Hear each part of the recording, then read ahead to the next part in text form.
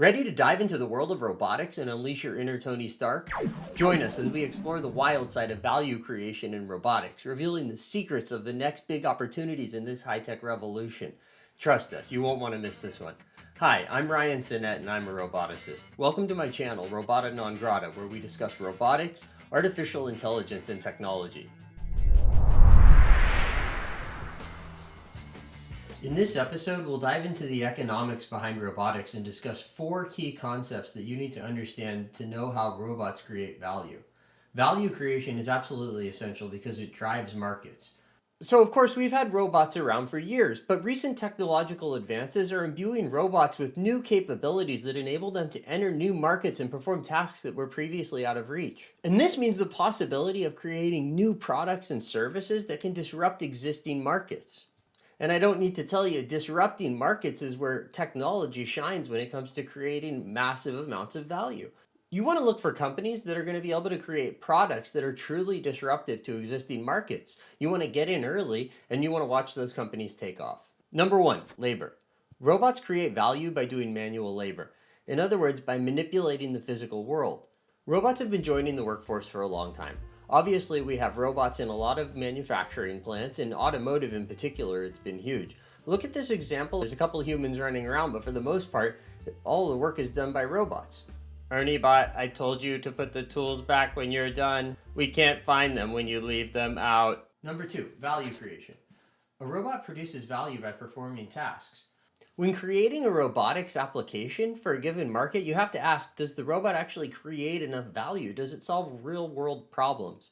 Robots that create a lot of value are going to make very successful companies, whereas robots that create dubious value are going to be more hype than anything else. When considering the value proposition of a robot, you have to consider what the alternative might be. You're hiring a robot to do a certain job, whereas maybe there are other tools that are way more efficient at doing the job. So it's not always an apples to apples comparison.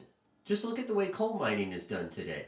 Look at the size of these robots. They're just tearing into the wall. This approach to coal mining is called long wall shearing, and they just take these robots and just cut out giant miles-long pieces of wall and then just feed the coal out and process it.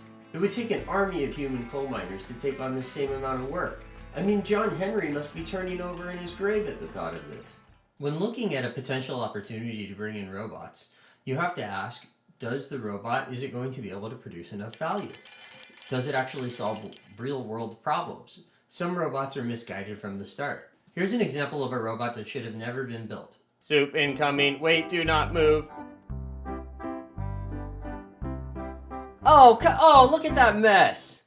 Is it just me, or has this robot had a few too many to drink? Of course it's a joke. It was built by Simone Gertz, the queen of shitty robots. You can check out her YouTube channel.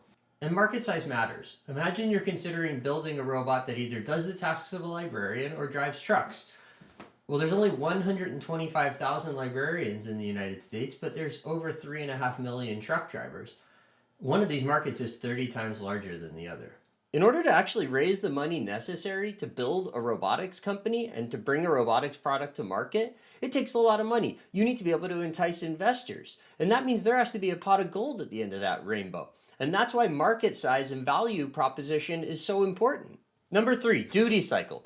Duty cycle has a couple different meanings depending on how you look at it, but basically duty cycle means what proportion of the time is the robot active versus inactive. If you have to spend a bunch of money on a robot and it's only working 4 hours a day, that means it's just sitting there 20 hours a day. So if that robot can then go and do another task or another couple tasks during that remaining time that it would otherwise be inactive, then you're averaging the cost over those multiple value streams. So you're actually creating a lot more value, but what you're really doing is getting a faster return on investment. And that's critical because return on investment, or ROI, is one of the key metrics that you would use to compare one investment to another.